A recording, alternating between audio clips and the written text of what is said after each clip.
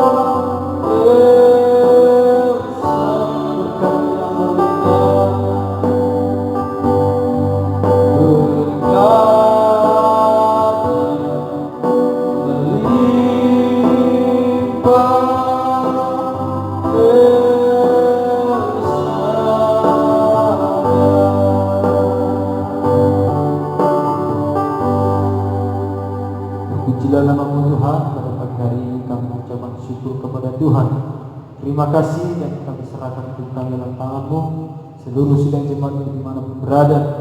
Kami hamba-hamba yang melayani pada saat ini, Tuhan, pakai kami semua berkati Tuhan. Serahkan dalam tangan-Mu awal pertengahan ibadah kami sampai pada akhirnya, karena Tuhan bekerja. Kami awali ibadah kami pada pagi hari ini dalam satu nama, Tuhan kami Yesus Kristus. Haleluya, amin. Puji Tuhan, haleluya. Mari kita memuji Tuhan, kita angkat pujian kita, besarkan nama Tuhan, pujilah Dia.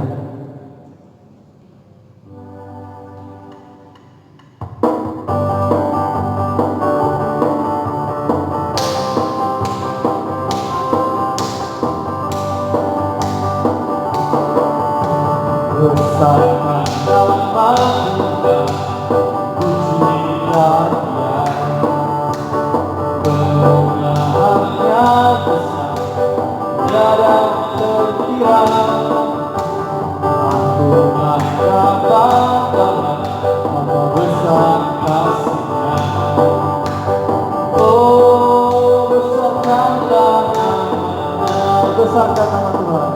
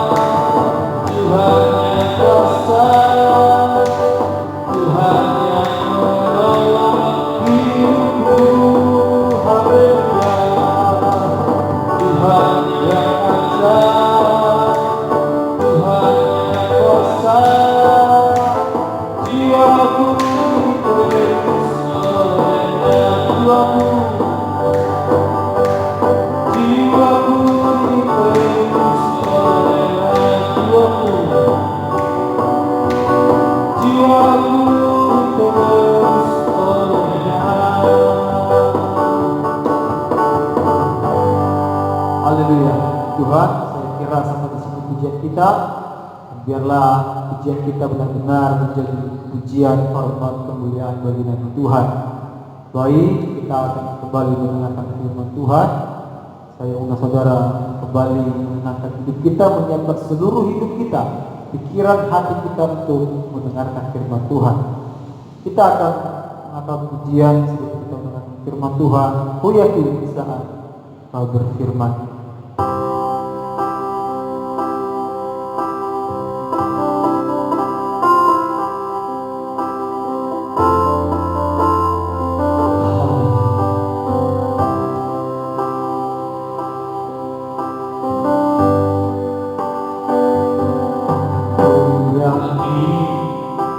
Saat berfirman,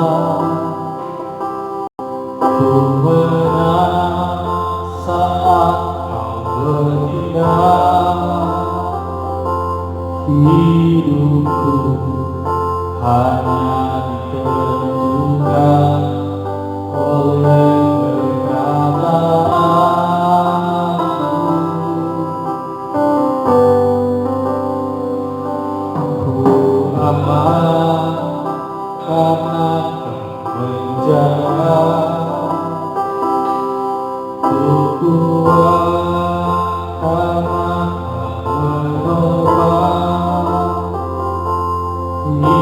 hidupku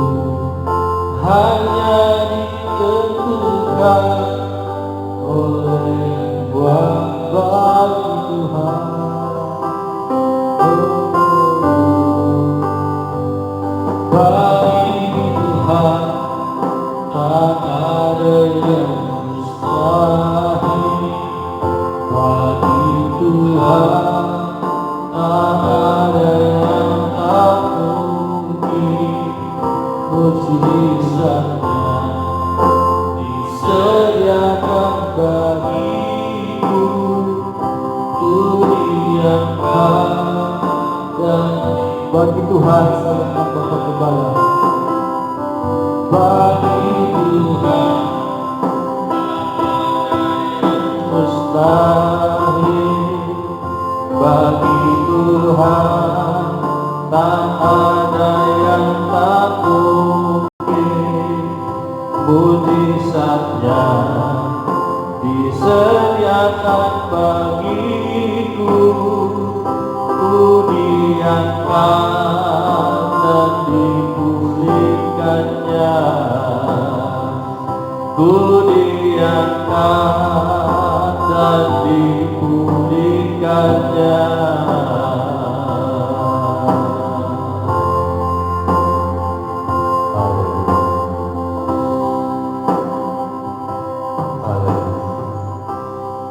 Bapa dalam surga, kami mengucap syukur pagi hari ini.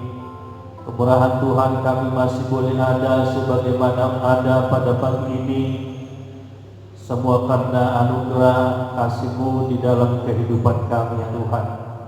Bila sebentar kami mau mendengarkan firman Tuhan, biarlah Tuhan memberikan pengertian yang lebih lagi, supaya kami lebih memahami dan mengerti akan rahasia-rahasia firman-Mu.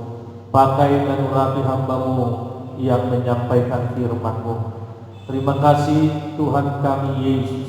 Kami sambut firman-Mu pagi hari ini di dalam nama Tuhan kami Yesus Kristus. Haleluya. Amin. Puji Tuhan saudara-saudaraku. Selamat pagi, salam sejahtera bagi kita semua. Tiba saatnya kita akan mendengarkan firman Tuhan. Mari kita buka kitab kita di dalam Mazmur pasal 56 ayat yang kedua. Mazmur pasal 56 ayatnya yang kedua. Kasihanilah aku ya Allah, sebab orang-orang menginjak-injak aku. Sepanjang hari orang memerangi dan mengintip aku. Puji Tuhan. Bapak, Ibu, dan saudara-saudara terkasih, kalau kita membaca pasal 56 ini, mulai ayat yang pertama sampai dengan ayat yang ke-14, maka di sini kita bisa belajar bagaimana Daud dalam kondisi yang sangat terjepit, di mana pada waktu itu dia ditangkap orang Filistin di Gat. Dia menjadi tawanan perang. Tetapi dalam kondisi yang seperti itu, saudara-saudara, dia tidak menyalahkan siapa-siapa. Dia tidak menyalahkan Allah dan berkata, kenapa aku mengalami yang seperti ini ya Allahku?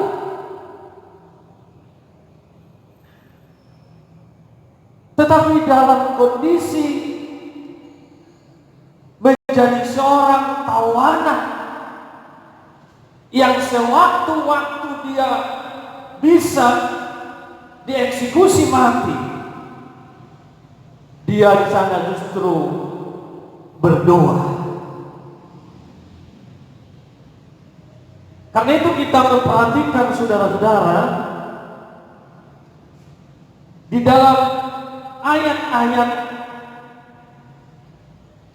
pasal 56 ini, kita akan melihat bersama apa yang dilakukan oleh Daud di saat-saat kritis dalam kehidupannya, di saat-saat kondisi yang sangat menakutkan,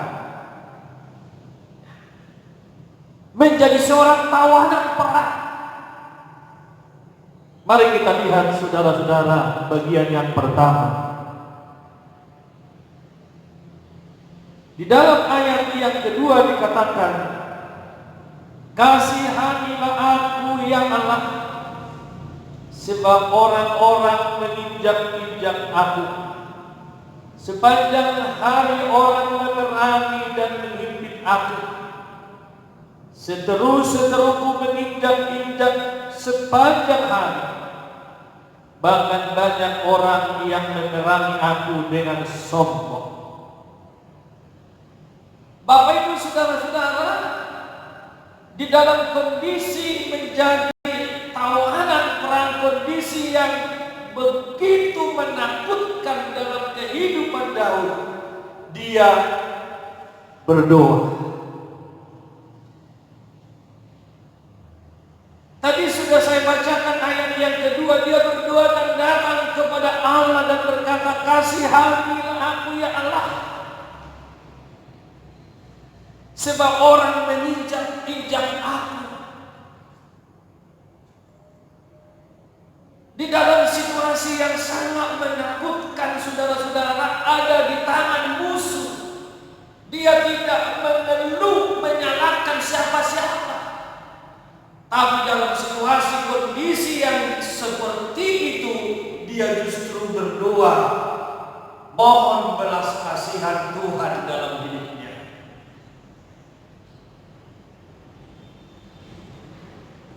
Kalau di dalam 1 Petrus pasal 4 ayat yang ke-7 dikatakan, kesudahan segala sesuatu sudah dekat. Karena itu kuasailah dirimu dan jadilah tenang, supaya kamu dapat berdoa. Bapak Ibu saudara-saudara, dalam kondisi-kondisi kritis dalam hidup kita,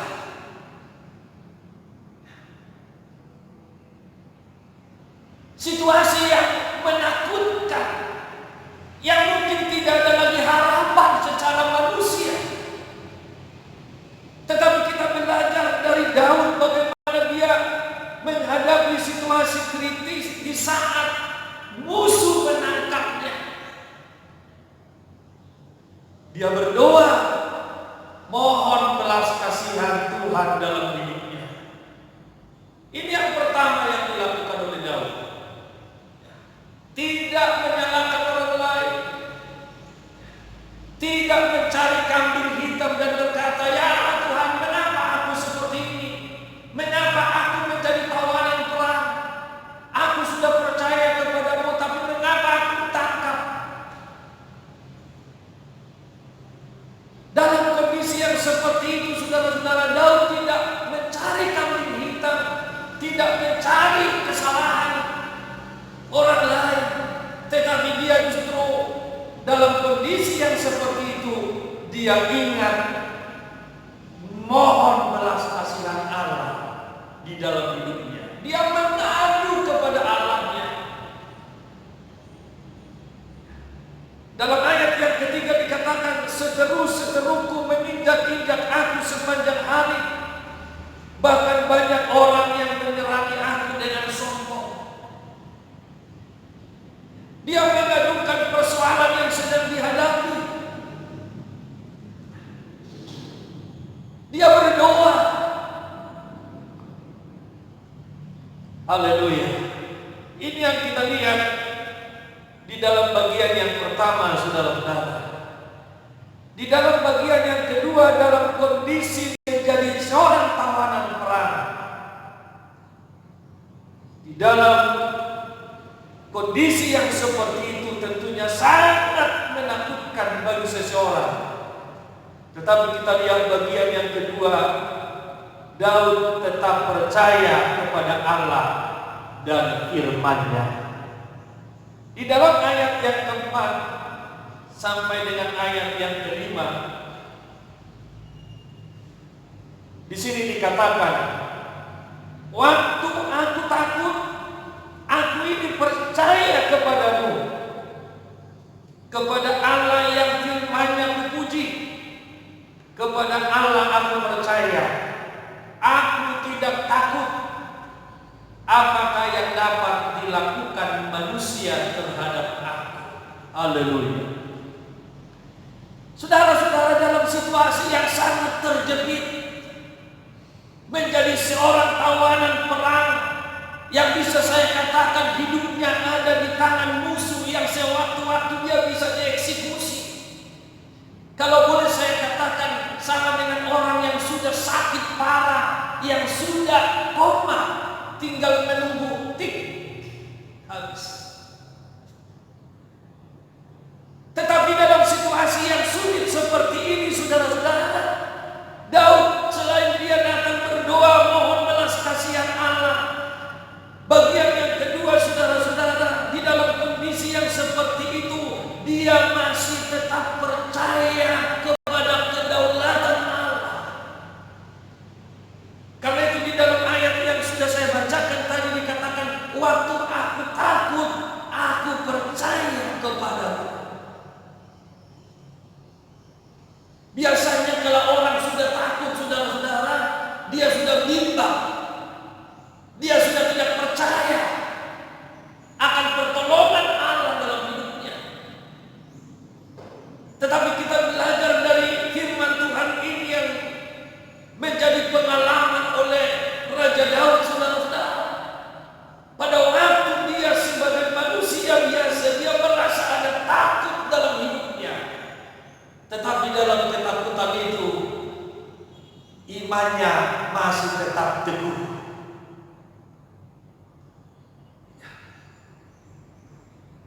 Dia masih tetap percaya kepada kedaulatan Allah dalam hidupnya. Dia masih tetap percaya akan firman Allah. Karena itu di dalam ayat 5 bagian terakhir dikatakan, kepada Allah yang firman-Nya dipuji, apakah yang dapat dilakukan manusia terhadap aku? Saudara-saudara, ini menunjukkan bagaimana Daud sangat yakin tentang bahwa Allah itu berdaulat atas hidupnya. Sekalipun dia ada di tangan musuh yang bisa sewaktu-waktu mengeksekusi mati dalam hidupnya, tetapi dia lebih percaya bahwa hidup matinya ada di tangan Allahnya.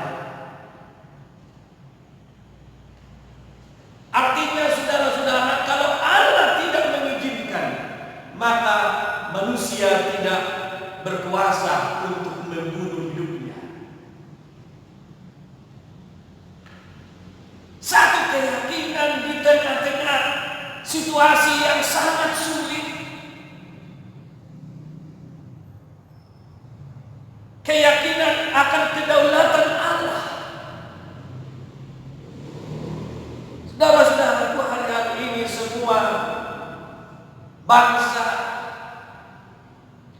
bahkan bisa saya katakan kita sebagai manusia yang lemah, kalau kita lihat hari-hari ini, kita lihat di televisi, media sosial yang lain, ada suatu virus yang sangat menakutkan, sangat menakutkan.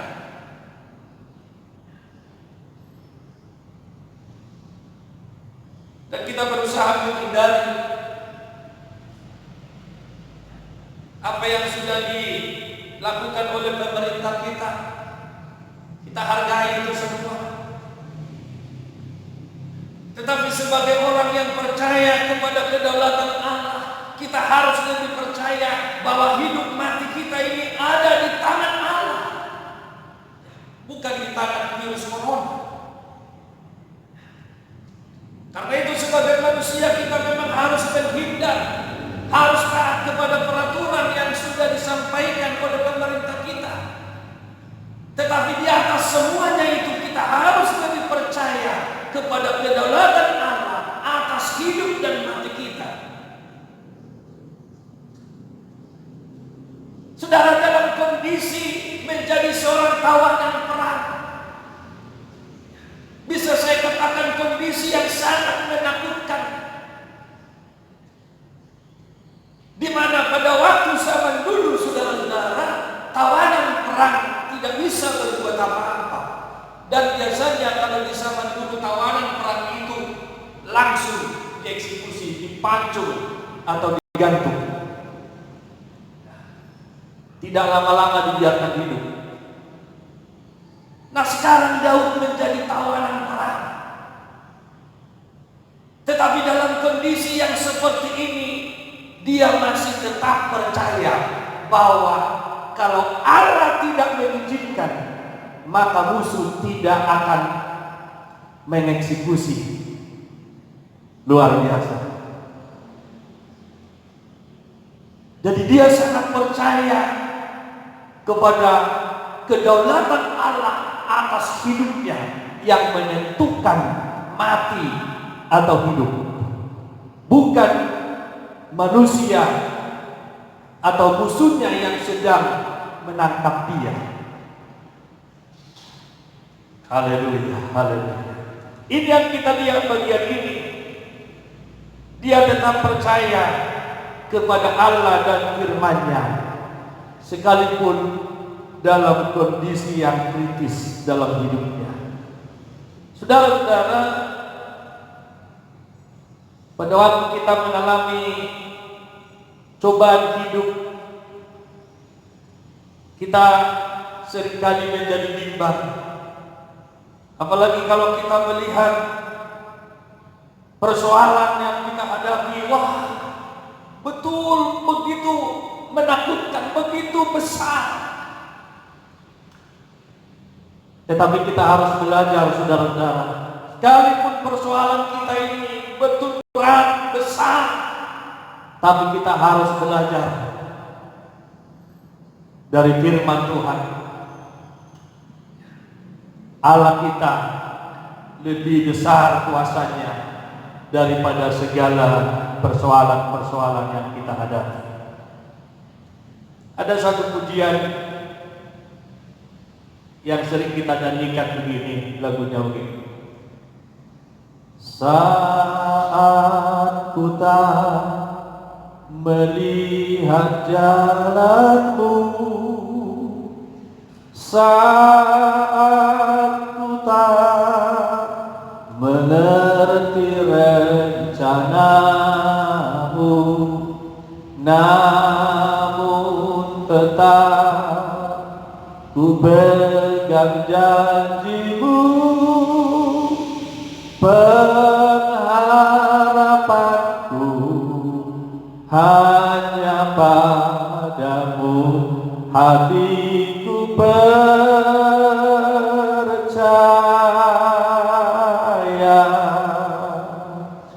hatiku percaya,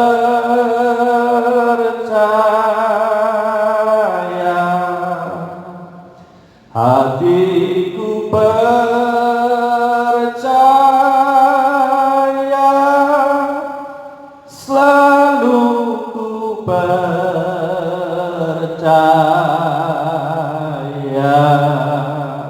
Puji Tuhan. Jadi saat kita tidak melihat jalan Tuhan, kita tidak mengerti rencananya, kita tidak tahu mengapa kita harus mengalami masalah, kesulitan ini dan sebagainya, tetapi kita harus tetap mempercayai akan firman-Nya. Ya, kita tetap percaya pertolongannya dalam kehidupan kita. Puji Tuhan. Nah, bagian yang ketiga, saudara-saudara, di dalam situasi kondisi yang sangat sulit yang dihadapi oleh Daud, selain dia tadi berdoa datang mohon belas kasihan Allah, yang kedua dia tetap percaya kepada kedaulatan Allah, kepada firman-Nya, janji-janji dalam firman-Nya. Baru yang ketiga, saudara-saudara, Daud menepati janjinya kepada Allah. Mazmur pasal 56 tadi ayat yang ke-13 sampai ayat yang ke-14. Di situ dikatakan, nasarku kepadamu ya Allah akan kulaksanakan, dan korban syukur akan kubayar kepadamu. Sebab engkau telah meluputkan aku daripada maut, bahkan menjaga kakiku sehingga tidak tersatu, maka aku boleh berjalan di hadapan Allah dalam cahaya kehidupan. Saudara-saudara, kita lihat Daud di dalam ayat 13 sampai ayat yang ke-14, dia berjanji. Satu janjinya kepada Allah akan dibayar. Rupanya saudara-saudara, pada waktu dia mengalami kesulitan, di tengah-tengah kondisi menjadi tawanan perang, dia berjanji, "Ya Allah, kalau Engkau melepaskan aku dari tawanan, kalau Engkau memberikan kesempatan kepadaku untuk lepas dari musuh ini, maka aku berjanji dan aku akan menepatinya. Aku akan memberikan korban syukur kepadamu."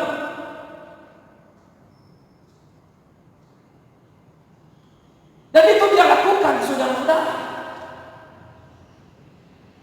Dan kalau kita lihat kisah selanjutnya, bagaimana Daud akhirnya dilepaskan orang Filistin. Tuhan yang berkuasa atas hidupnya, sehingga tadi sudah menjadi tawanan perang, dia dilepaskan orang Filistin. Dan dia memberikan ucapan syukurnya kepada Allah. Karena itu dalam ayat yang ke-14 tadi dikatakan, "Engkau telah meluputkan aku dari maut, dari kematian." Akhirnya dia berjanji akan selalu menepati janji ini, setia kepada Tuhan, akan selalu bersyukur kepada Tuhan. Saudara-saudara, di dalam menghadapi masalah, seringkali kita berjanji, "Tuhan, nanti kalau aku sudah diberkati oleh Tuhan, aku berjanji untuk tetap setia kepada Tuhan. Kalau aku sudah diberkati Tuhan, aku janji untuk mengembalikan milik Tuhan." Dan ada banyak lagi mungkin janji-janji yang lain. Tetapi saudara-saudara, setelah sudah kita diberkati, kita dipulihkan Tuhan, seringkali kita lupa akan janji-janji kita. Tetapi Daud tidak demikian. Dia tetap ingat janjinya, apa yang sudah dijanjikan kepada Tuhan, dia ingat, dia lakukan itu. Makanya Daud itu dikatakan firman Tuhan adalah seorang yang berkenan di hati Tuhan.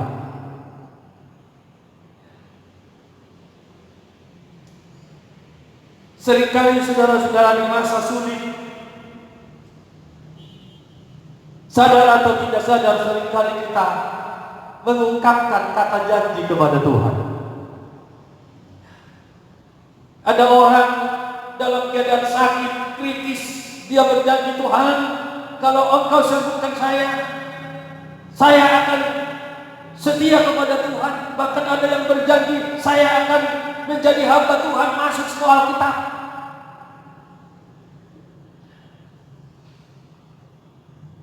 Ada yang sudah mengalami seperti itu, disembuhkan Tuhan, janjinya ditepati, masuk sekolah Alkitab, jadi hamba Tuhan.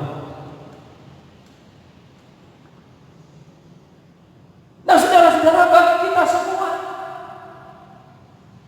seringkali kita dalam menghadapi kesusahan, menghadapi masalah, kita menyampaikan janji-janji kita kepada Tuhan. "Tuhan, kalau aku sudah dipulihkan, kalau aku sudah diberkati, setia kepada Tuhan, akan semakin setia kepada Tuhan." Tetapi saudara-saudara, seringkali kita lupa, pada waktu kita diberkati dan semakin diberkati, kadang-kadang kita justru sebaliknya, bukan semakin setia, tapi semakin jauh dari Tuhan. Dan itu sering terjadi dalam kehidupan kita sebagai umat Tuhan. Karena itu firman Tuhan ini mengingatkan kita kembali Ya, pada waktu kita diberkati oleh Tuhan, kita harus tetap setia kepada Tuhan. Bahkan semakin diberkati, semakin setia mengasihi Tuhan, lebih daripada berkat yang Tuhan sudah berikan kepada kita. Jadi kita lihat saudara-saudara, apa yang dilakukan oleh Daud ketika dia menghadapi masa sulit, ketika dia menjadi tawanan perang orang Filistin. Yang pertama tadi saudara-saudara, dia berdoa, mohon belas kasihan Allah. Itu yang pertama. Yang kedua, dia tetap percaya kepada kedaulatan Allah. Tetap percaya firman-Nya. Dan yang ketiga, dia menepati janji-janjinya kepada Allah. Apa yang sudah dijanjikannya, dia tepati. Haleluya. Puji nama Tuhan, saudara-saudara. Kiranya firman Tuhan pada pagi hari ini memberikan kita semangat yang baru di dalam keadaan situasi kondisi yang sangat sulit dalam hidup kita. Kita tetap hidup di dalam doa, percaya akan kedaulatan Allah, dan menepati apa yang kita sudah janjikan kepadanya. Puji Tuhan. Mari kita bangkit berdiri. Haleluya. Terima kasih Tuhan kami Yesus. Saat ku tak melihat jalanmu. Haleluya Yesus.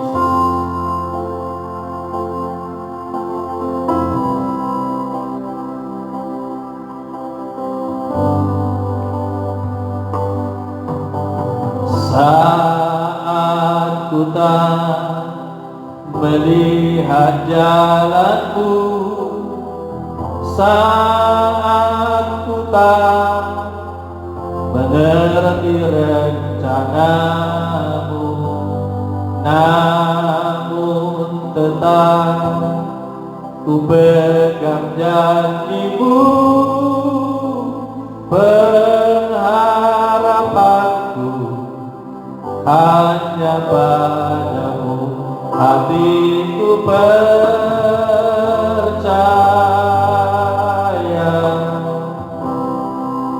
hatiku percaya,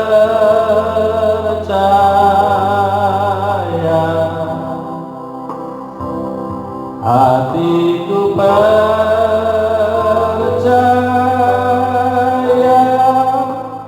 selalu ku percaya.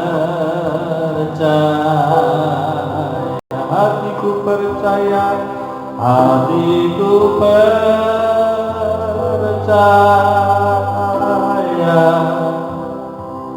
hatiku percaya, hatiku percaya,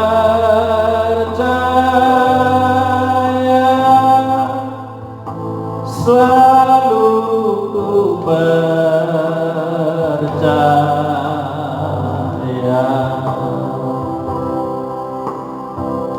Haleluya. Kami mengucap syukur kepadamu Tuhan. Engkau sudah memberitakan firman-Mu bagi kami lewat hamba-Mu, untuk kami di dalam menghadapi situasi apapun, kami tetap hidup di dalam doa, mohon pertolongan dan belas kasihan Allah bagi kami. Di dalam situasi kondisi apapun, kami tetap percaya bahwa Allah berdaulat atas hidup kami. Kami tetap pegang janji firman-Mu dalam situasi apapun dalam hidup kami. Terima kasih Bapa. Dan kami akan tetap setia untuk menepati apa yang sudah kami janjikan kepada Allah sebagai ucapan syukur dan terima kasih kami.